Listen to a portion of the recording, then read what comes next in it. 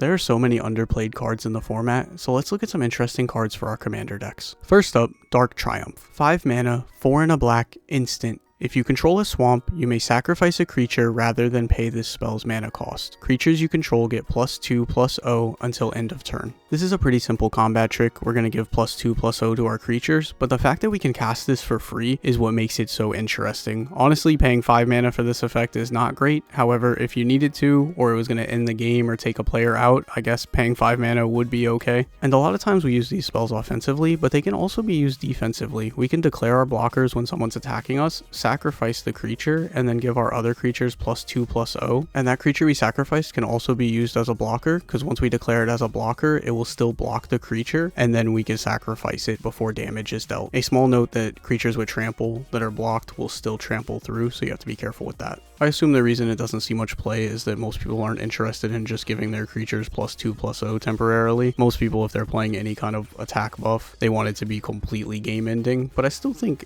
being able to cast it for free makes up for the fact that it's not a huge power boost, and you could still use it in a lot of interesting ways.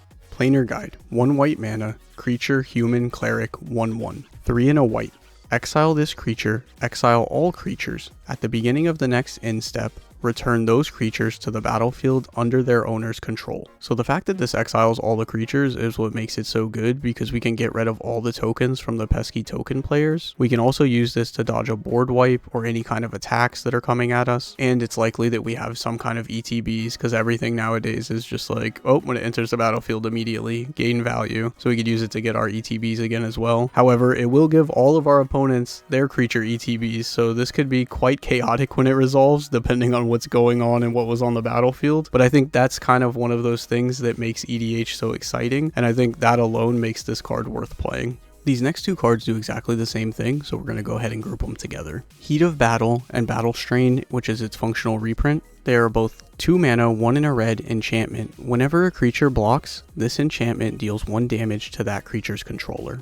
These cards might not look like much, but 1 damage every time someone blocks adds up pretty quickly. And yes, you're also going to take the damage, so that is a bit of a downside depending on the type of deck you're playing. Some good homes for these cards are burn decks, where you're going to be able to amplify the damage that these effects are dealing to your opponents. Goad decks are perfect for these because your opponents are going to attack each other. They're going to end up taking damage either from the attacks or from the enchantments, and you're not going to take damage from either, hopefully, because their creatures are attacking someone other than you. There's also group slug decks because we want everyone to lose life, so works out perfectly. And of course, aggressive go wide token strategies. And using the tokens as an example, these cards, while they can be put on the battlefield early, you can drop it on turn 2 and then just the effect is in play and everyone's taking damage when they're blocking. You also can use this at the end of the game when everyone's life totals start to get low, and this can almost be a win con for you, because say you can't get through via combat damage because they have too many blockers, you can just throw one of these down, and if no one can remove the enchantment, you attack with all your creatures, and if the damage from the enchantments would be enough to take them out of the game anyways, then you don't even have to worry about the fact that you couldn't deal combat damage to them. So it gives you an alternate way to win the game through burn, even though you're just playing an aggressive combat focused strategy.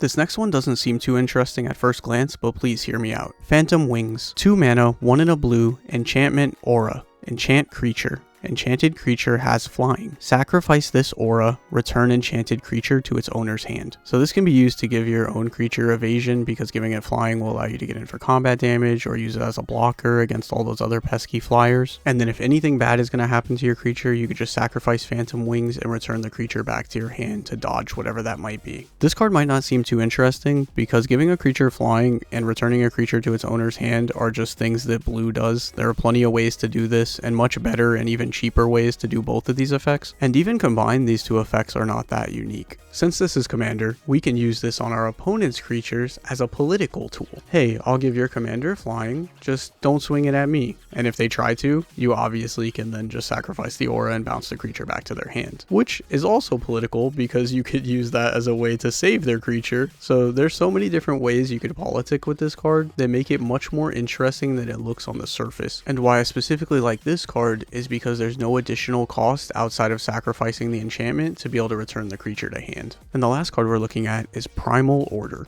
4 mana, 2 and 2 green enchantment. At the beginning of each player's upkeep, this enchantment deals damage to that player equal to the number of non-basic lands they control.